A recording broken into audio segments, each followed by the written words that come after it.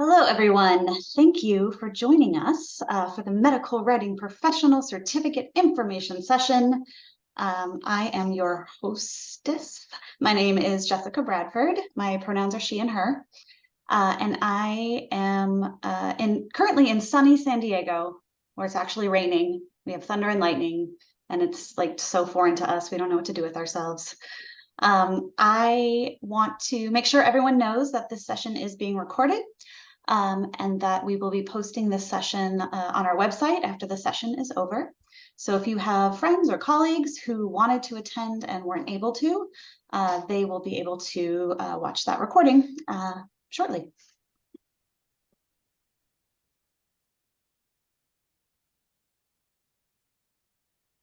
Okay, I'd like to get started by introducing all of the faculty of our program.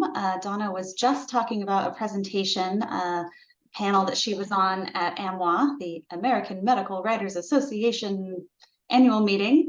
And you can see her right there. We have a long list of accomplished faculty who are a part of this program. And so that's definitely something to highlight when we're talking about our program.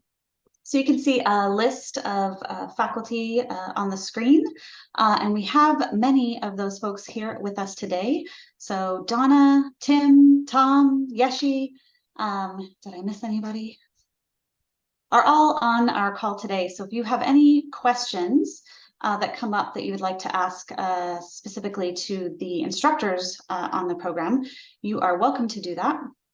I'm going to hold all the questions until the end of our talking bit, but you're always welcome to type questions in the question and answer, and we will address those when we get to the Q&A.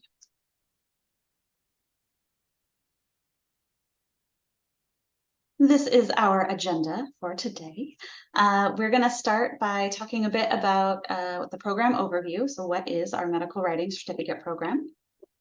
Talk about the course curriculum, choosing a capstone, which I think is a unique part of our program that many prospective students find interesting. And then we'll talk about the program costs, because that is a very real concern for lots of folks. So what do we teach? What does our program entail? Our program is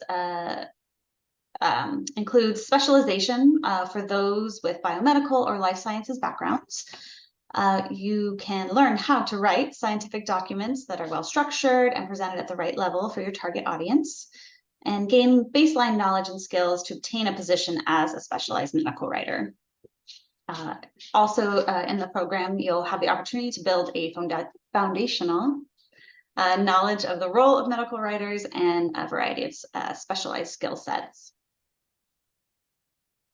Who we teach is a sort of a broad group of folks. We have seen lots of working professionals in clinical settings coming to us recently. So NDs, nurse practitioners, PharmDs, who maybe are looking to transition out of the clinical setting and into a writing career. We have industry professionals who are moving into a new medical writing position. This is a great program for recent PhDs and postdocs who are looking to really specialize in the field of medical writing. And we also have a nice sized group of international students who have writing experience and are looking to advance their skills. So this program, our certificate program, is 100% online. There are pre-recorded sessions.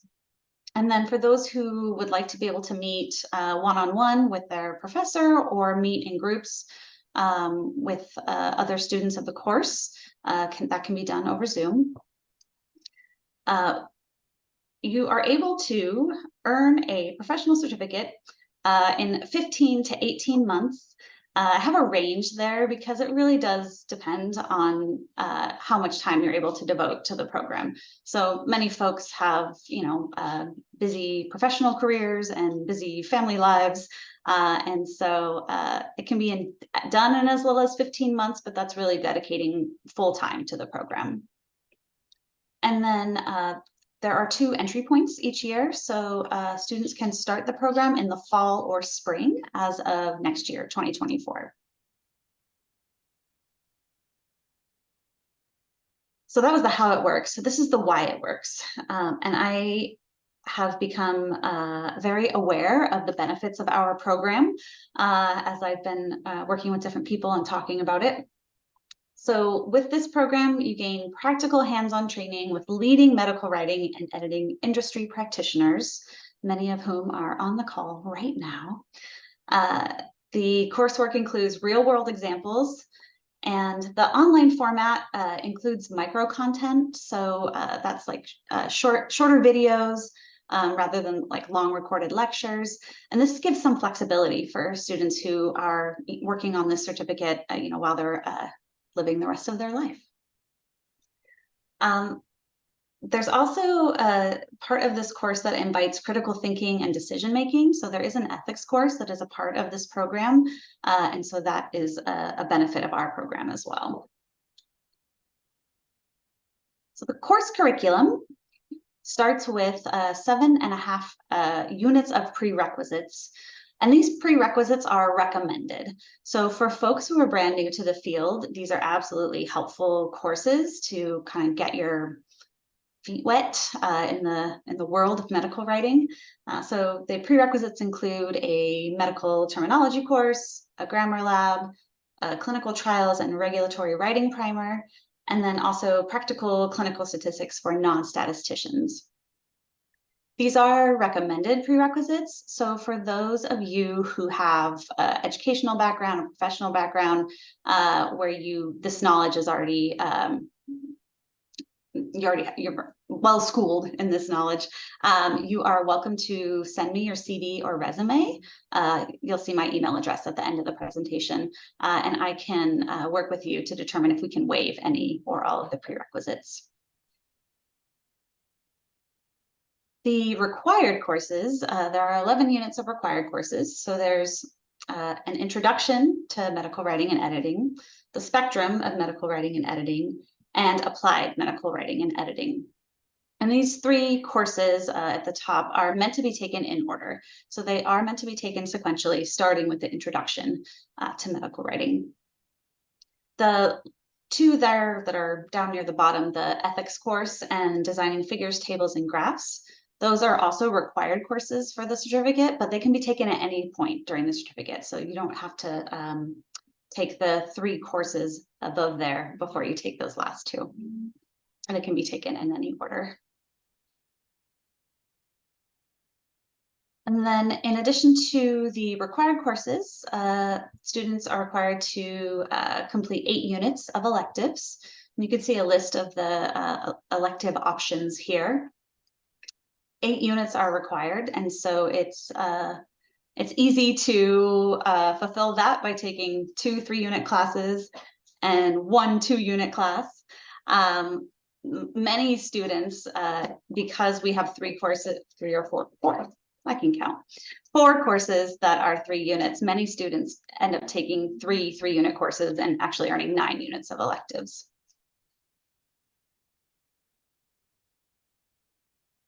And then one of the greatest benefits to our program is the Capstone project. So once all the coursework is completed, students can select a capstone. Right now we're offering 3 different capstones.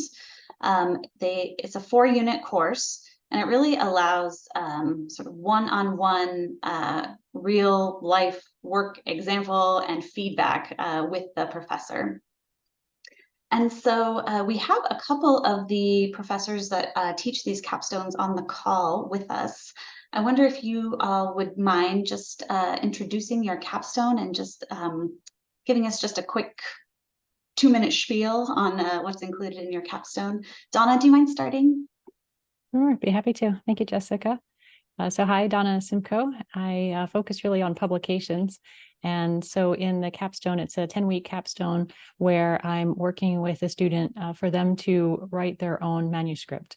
and in the hopes that maybe they can publish their own data and actually get a publication out of it by the time maybe a little bit after the end of the course ends and it's been submitted to a journal. So this can be some of your own research if you're at an institution where they feel comfortable in allowing you to work on the data and develop it to a manuscript for publication, or it could be maybe your own review article. So that's the primary portion of the capstone. And then other than that, I also talk about publication strategy and planning that you might see at a company that is developing clinical trial programs, like a pharmaceutical company, for example. So thank you, Jessica. I'll hand it back to you. Sure, thank you. Thanks, Donna. I'm taking a peek at our participants. I'm not sure if Anne is on the call. She was planning to join us, but I don't see her on the call just yet. So Yeshi, would you mind talking a bit about regulatory writing? Sure. Hello, everyone. My name is Yeshi Mikias. I'm lead medical writing within a company. So the regulatory writing capstone, we will be focusing on one of the key documents that every medical writer will eventually write, which is the clinical study report. So the students will write a clinical study report from scratch using the tables, figures that are available, the protocol, and take it all the way from the beginnings of planning it all the way to writing a full CSR. And as well as I include in the class project management skills, soft skills, and just managing your work and time. And with the plan is at the end of the class, you would have at least applied to one position and hopefully hear back from in terms of employment. Thanks, Jessica. Thank you, Yeshi.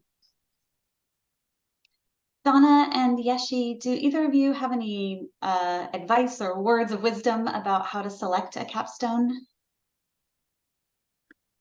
I don't know if you do, Yeshi. I was just going to say, I think it's really the area of interest by the student. And so what's really nice about the program is those earlier courses, the introduction and the spectrum, where you're kind of getting a very nice overview of all different types of writing. And then the applied courses where you are kind of applying some of those, what you've learned to some specific assignments. But then it's really nice with the capstone that you can really specialize in an area that's of most interest. But Yeshi, I'd love to hear your thoughts. No, exactly. And just to add a little bit, some students already know when they come in, but a lot don't know. And that's the purpose of all the prerequisite classes, to help you gauge where you want to land up to be.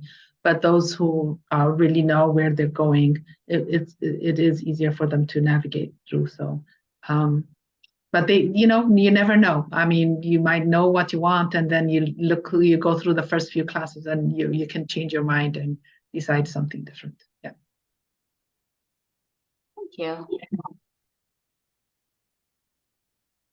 So Jessica, I see a question on whether or not a student can take more than one capstone. Oh, yes, if you would like to pay for more than one capstone, you are welcome to take as many as you like. There is a cost, as you can see here. The capstone is $9.95. You're only required to complete one capstone, so 4 units to get the certificate. But for anyone who's interested in taking a capstone, an additional capstone, you'd absolutely be welcome to do that. If I may add, you probably will want to do it sequentially if you're working full time, because these courses, it's a lot of work. And we expect you to write, at least I do, and I'm sure Donna does, the same way as you would do it in a work environment. Mm-hmm. So the pressure, the content, the expectation is equal. So it's a lot of work. Yes, thank you, Yeshi. Yeah, this is a rigorous program. And so for folks who are looking for a quick way to earn a certificate, this is probably not the right program for them.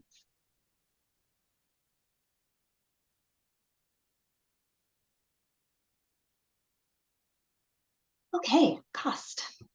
The thing everybody wants to talk about, right? The money part. You can see here on the left side of the screen, I broke down the costs for each sort of the group of fees that you'll have in the program. So the 7.5 units of prerequisites runs $18.90.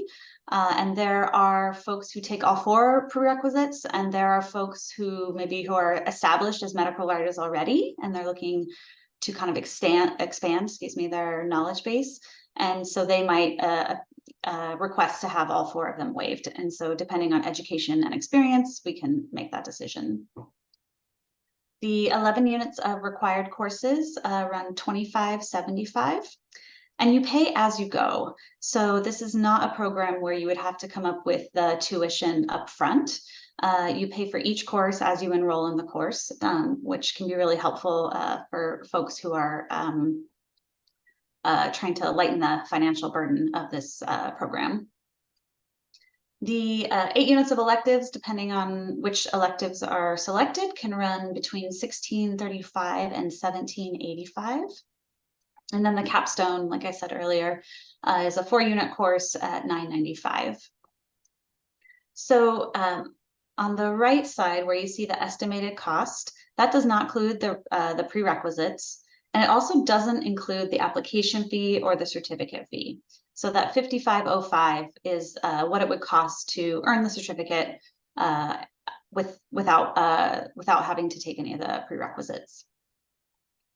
And then you'll see here, we do have an application fee of $25. So when folks apply for the program, we ask them to complete a short application, including a statement of interest.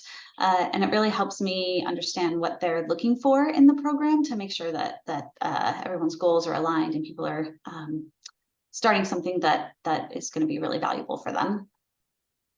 And then the certificate fee does not need to be paid until the end of the program, when you would like to have that piece of paper, which is probably a virtual thing now. We probably don't have a piece of paper anymore, but you'll get your virtual certificate for $95. And that fee goes to our certificate team who puts those together. Like I said earlier, the format of these courses, they're all online and they are all asynchronous, so they can be done at any time from anywhere. And the duration listed here, this is straight from our website, is 18 months. For folks who are working at this program full-time without other responsibilities, it can be done in as little as 15 months. Most students take a little bit longer. So most students, instead of being able to do it in 6 quarters, take 7 or 8 quarters. And I think that's because many of the folks who are earning the certificate have professional and familial and all the other obligations that come along with living life.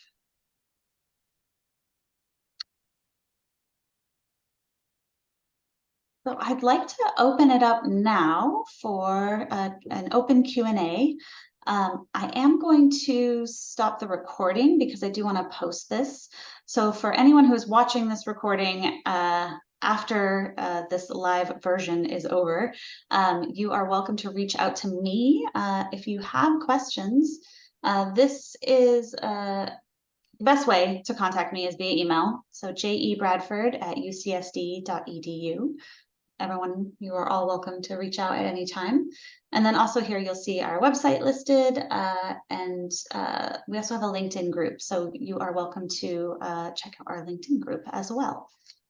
I was just wondering, Jessica, since we have a few minutes and we have other faculty on the call, that maybe we could go back a few slides to the other talks, maybe starting on slide 8 or 9. Sure. And if maybe Tim or Tom would like to talk about any of the other courses that they teach. Yes, thank you, Donna.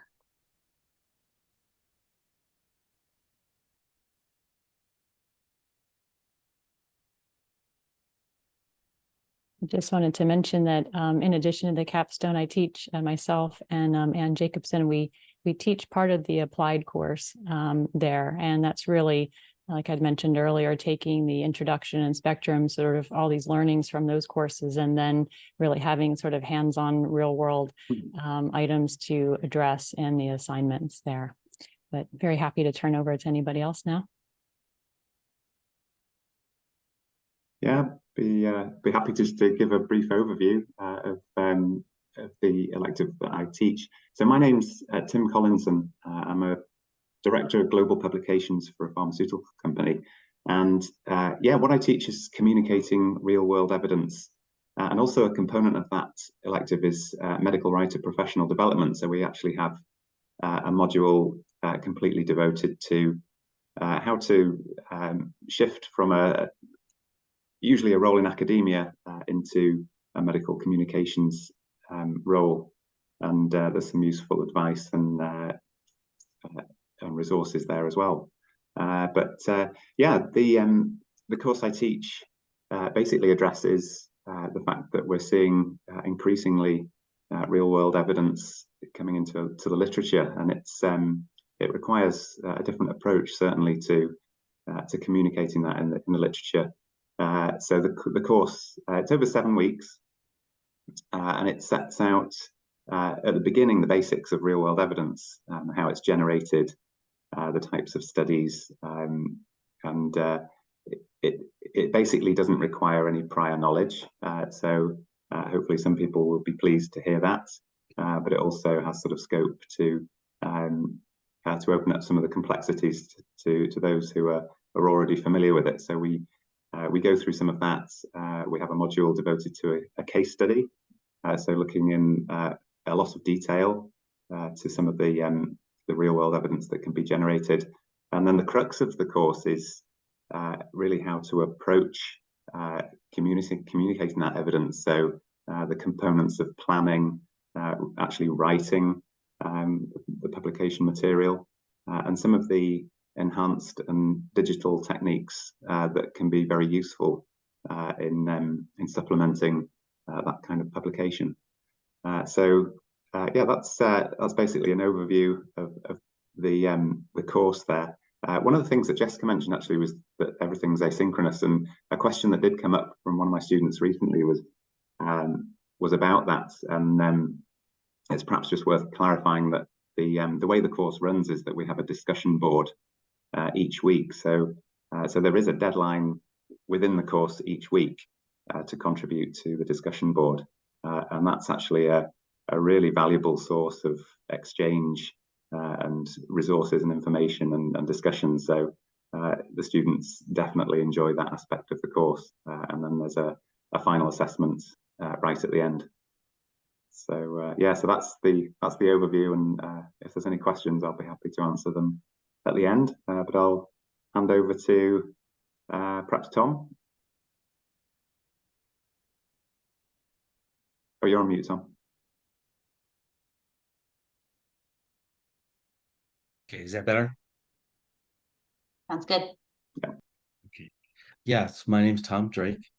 I am a co-teacher with Caitlin Rothermill for the HOR, this is Health Economics Outcomes Research. Similar to what Tim outlined, HOR is a growing area in medical writing. And we've put together a foundational course to discuss key concepts as well as practical writing experiences in the HOR area. And again, similar to what Tim mentioned, we do discussion boards after each lecture so that the teachers and instructors, both of us, Caitlin and I, can help expand discussion and provide further insights into this somewhat specific area in medical writing. We've been doing this now for about three and a half years, and the course has expanded somewhat, but we're for example, just something simple like the FDA over the last 3 years has continued to build out guidelines in HOR. So we're finding more relevance for writers to gain this specific skill. And it's very nice to be part of this overall team. So I'm happy, like Tim said, I'm happy to answer any questions. Thank you. Thanks, Tom. I can talk to clinical trial documents and drug development, writing protocols, reports, summaries, submissions, and disclosures. So this class actually serves 2 certificates. So it's a core for another certificate program, but then also serves this medical writing certificate. Yeah, it's sort of a prerequisite to the regulatory writing class. In fact, a lot of the content travels to the medical writing class. So the intent here is to give you an overview of all possible kind of documents that are done in drug development. Well, let me rephrase. The key and very important documents that are required in in the drug development. So it's like it says, it's protocols, and we cover several documents throughout the quarter.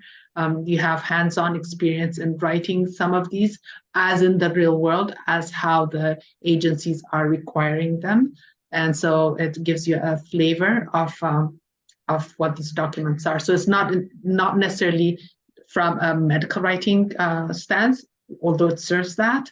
It is also because the class is broader.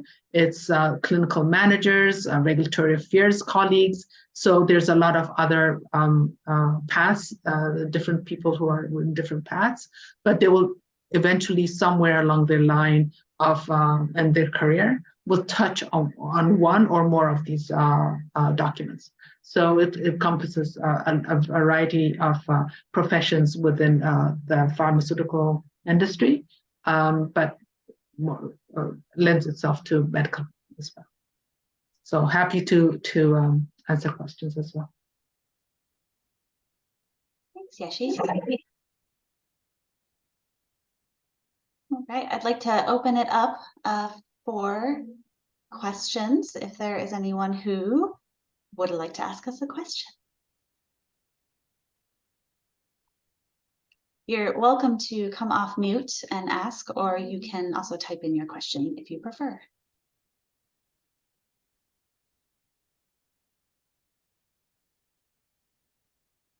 Michelle, are you raising your hand? Question. Yes, I am. You're such a good student. I'm calling on Michelle. Thank you. Yeah, so my question would be, is there a module that addresses promotional writing in pharma and biotech, say the detail aids, e-learning for pharmaceutical representatives, medical science liaisons, that sort of thing? I'm looking to the faculty of this program to take that question for me. I think some of the content that we cover is certainly useful, applicable, can be utilized in that way. But the answer, well, certainly from my real world evidence course, is no. It specifically addresses peer-reviewed publication and non-promotional. But perhaps the other instructors here could comment as well. I know. I think Dan touches on those in his class as one of the other classes. Unfortunately, he's not here, so maybe that's a question we can take to Dan, or maybe you can connect her with Dan and she can respond. Right. Yeah, absolutely. Yeah, this is Tom Drake. Michelle, it's a good question. For our group in HOR, Health Economics Outcomes Research, you mentioned MSLs. So part of our coursework would involve development of content such as dossiers that MSLs, because what you're asking is kind of what, especially with MSLs, it's on the non-promotional side generally. So we do talk about content that MSLs, especially in the outcomes or economic realm, would build on, but we do not get involved in the promotional side. So it's a good question. Thank you.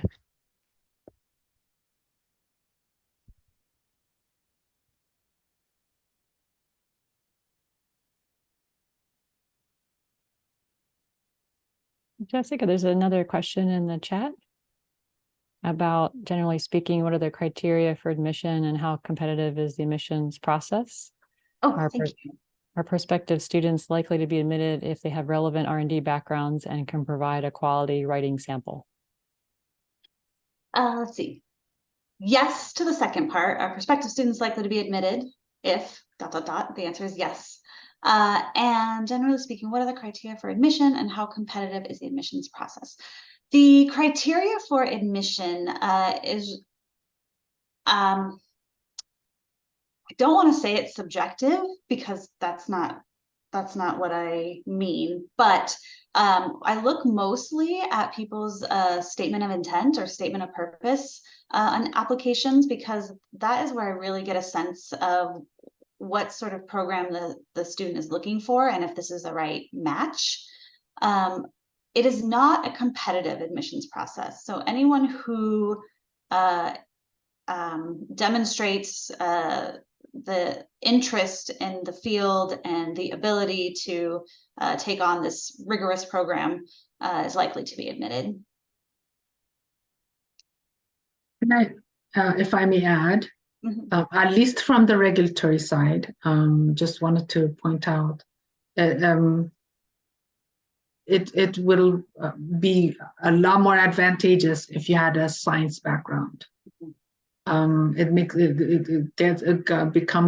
It's not just taking the class. The reality out there, if you look at any job listing, that sort of has become almost the standard right now. So it would help, it would be beneficial for you to understand what the jobs are out there, so that you may be able to, like, whether you qualify or not, then apply to this program.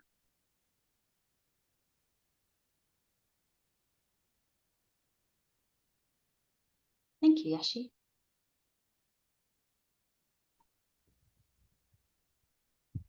Yes, Michelle. Another, this is just a comment, but it's a comment towards your programs are really, really well needed. When I attended the AMWA meeting for the first time in Baltimore, where I met you, and Tom also met you briefly, I attended the regulatory writing, although that's not my thing, but I just was interested to gain knowledge. The amount of people in there was huge that wanted to learn about it and break into it. So you probably have some way to connect with AMWA. That's probably already in process, but there were so many people that's like, how do I do it? How do I do it? And this is like, your program seems to me a perfect solution. Yeah, so most of our faculty members are AMWA members as well, including myself. Awesome. And we actually, this whole program from its inception, a few of us here have been since the inception of this program, is with the acknowledgement that there was a big gap in this area. It was really to bridge that gap and train the next generation of medical writers. So yeah, I will say, I mean, I've done a lot of research in trying to find out what other regulatory writing, if there are any courses. I must admit, I have not found one like the UCSD, at least for regulatory writing. I don't see anybody who takes you in depth like that to get you qualified like that. There was, there was a degree program in the East Coast that's no longer available. So this is it. This UCSD program is the one that's available. That's awesome. Yeah, I'd have to kind of echo that at attending the AMWA, I did meet a lot of people who were new and wanting to learn a lot more in medical writing and new to AMWA meeting. And also sitting on the panel with other members from other kind of medical writing certificate programs that are other universities. I do think that this UCSD program is really unique in really the level of expertise that we bring to the program. I mean, the folks who are the faculty, we really very much, I think, as Tom had said, enjoy being a part of this team. and really have a lot of experience in our specialty fields. And then also just sort of the whole way the program is shaped with the agility of the courses itself, the way that you can take the courses, the kind of smaller content, the real world examples that we give, and really just, challenges that all of us face day to day that we really bring to this program. So yeah, very thankful to be a part of it, and nice to talk with you. And I just wanted to add one more thing about the capstone classes. And I think Donna may have a similar comments, but at least for the regulatory, we keep the class sizes small. And that's deliberate so that we really give attention to the students and how well they're doing and give feedback. It's a lot of work. And not just for the students, for us, because we are looking at each document very carefully. And so the class sizes are, in my case, I went from 5 students to 7 students. So I've never had a class size that's, I think the maximum I've ever had is probably 8. And we keep it that way. And it's been very helpful and productive for the students. And I will say although it's asynchronous, I do have several Zoom meetings with my students because they often have questions, and when they ask questions within that gathering, they learn from each other. So I do have a few scattered Zoom meetings with the students as well. Yeah, I think that's a very good points. Thanks for mentioning those, and I would just add to that as well that certainly from my point of view, the discussion boards bring together a really nice mix of backgrounds of the students in the class. So my classes are typically around about 10, maximum 20, but it's always a combination of people from academia, the pharmaceutical industry, healthcare, healthcare professionals, pharmacists, a really good mix, and the discussion boards are lively and interactive, and people get a lot. Not just from the class, but from the interaction with their peers.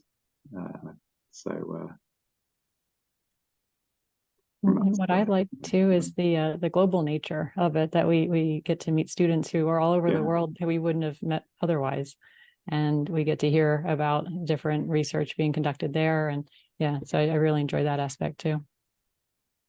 I would say out of every 10 students, I'm finding that at least 3 are overseas, and the rest are across the US. Jessica, another point I'd like to make, the faculty, we meet on a regular basis. It's not, we don't work in isolation. We come together and quite often, and we talk about what new developments have happened, how we improve our classes. So it's not static.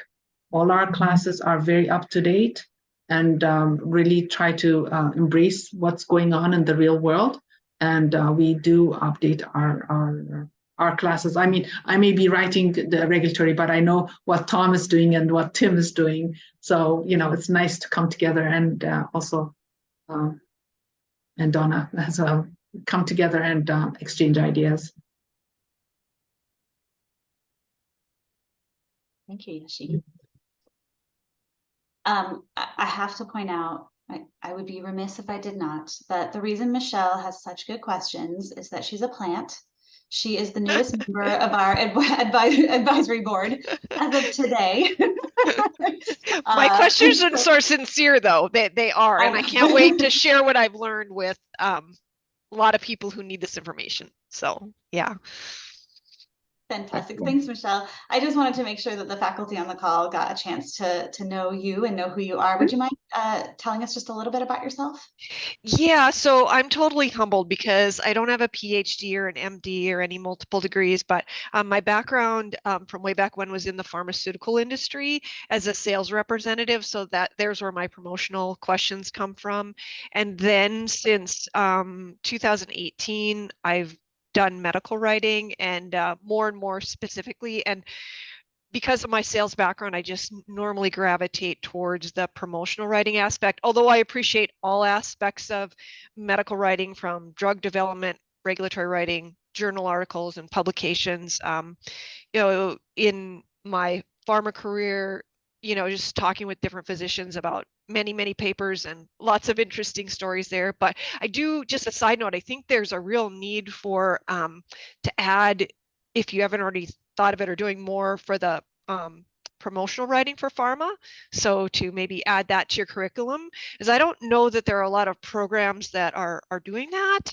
I do know that University of Chicago is adding something. The only reason I know that is because I took a course on promotional medical writing from one of their new instructors. So just to kind of suggest that, but I am amazed in reading over the comprehensive program you had for all types of medical writing. I don't know that there's another, you know, university program out there like that have what you have to the extent. And it sounds like you can just take your courses and then immediately you can basically, you're ready to be hired. You know, you're ready to be in the industry. So yeah, no, and I look forward to taking to some of the courses too. Michelle, to your point, actually, it was a recent conversation we've had, because there's a lot of movement in, you know, promotional is one of the things that we've been talking about. You know, the reality now is also AI is here, and technology is here. And so we've been chatting on, okay, who does what, where, what class. So like I said, our courses are always embedding new things. And we're talking about it. And I'm pretty sure one of the courses Dan is your point of contact. I thought he said there was some promotional stuff in the lectures.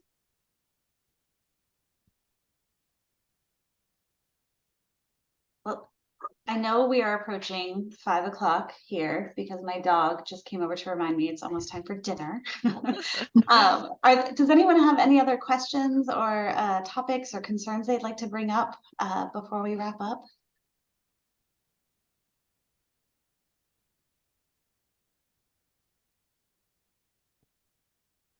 Well, thank you all for being here. I know that your time is valuable and I very much appreciate it. I'm going to flip real quick to the last slide, just in case anyone needs that contact information. You also get to see a picture of Dan since he's not here with us live. That's Dan and I enjoying our tabling activities at AMWA.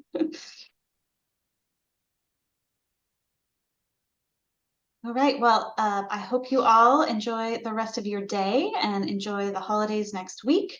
And I'll look forward to interacting with you all soon.